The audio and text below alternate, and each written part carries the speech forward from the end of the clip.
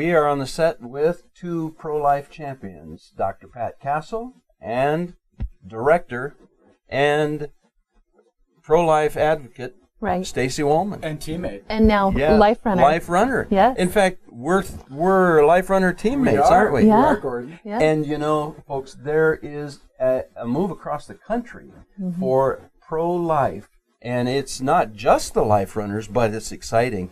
The Life Runners are a significant part of it.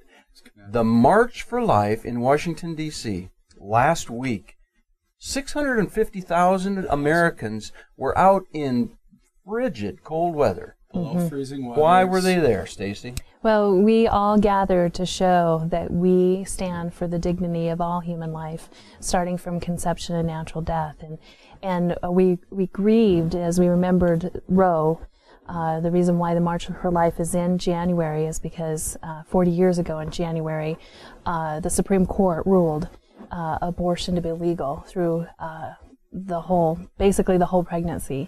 And so we're standing up together, joining with 650,000 people, saying that this isn't right. We need to remember the unborn. Remember Yes. the unborn, remember the voiceless. This is the greatest civil rights movement and demonstration of our time. And we kept being reminded that we are using a peaceful method to keep this relevant in our culture, and that we should be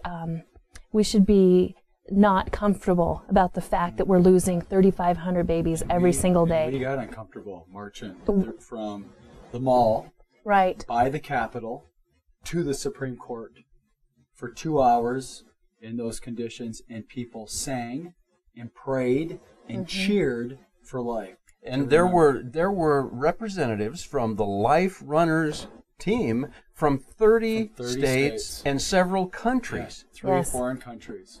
How long has the Life Runners been even in existence, Pat? Our first race was the Chicago Marathon in 2008, and there were 13 of us. Oh my, And what a then difference a few years In makes. there was still 13 of us. In 2010, we were in Sioux Falls, and there were 17 of us. And then folks like you, Gordon, that had big, amplifying opportunities, started saying, hey, we need to join them and put our pro-life faith in action. Yeah. And we went from 17 in 2010 to 170 in Kansas City in 2011. And now 30 states represented, several countries. And Pat, you're just getting ready to launch in what is it, February 13th? That's right. The Relay Across America. What a magnificent demonstration of support for life. 5K legs, over 4,000 miles, that is going to finish on Palm Sunday, 1 p.m. at the St. Joseph Cathedral in Sioux Falls. So Up until Roe, the most significant civil rights issue was led by Dr. Martin Luther King and others. And he was a champion for liberty. But today, we're here to say, without life, there is no liberty. Right. And people across America are rising up. The tide is turning. And Stacy, in Missouri, something is about to happen. Well, we hope Missouri, but right now it's Mississippi. Oh, well, in Mississippi, we got word when we were down there marching that there's been papers served to the very last abortion clinic in Mississippi that if they don't prove that they have the rights to a local hospital, admittance rights by their abortion doctor, they will have to close their business down, which is an incredible opportunity. There's several states that only have one abortion. 5 states, Mississippi, North Dakota, South Dakota, Missouri, and Wyoming.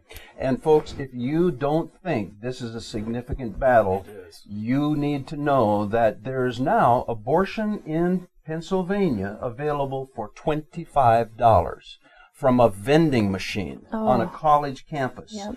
And anyone can walk up with $25, buy their own abortion kit, and if they need an extra one for someone who's underage at home, they just simply put in another $25. This is a battle for life, but thank the living God, Americans are rising up, and we are prayerfully expecting that this tide has turned, and soon life again will be protected across America.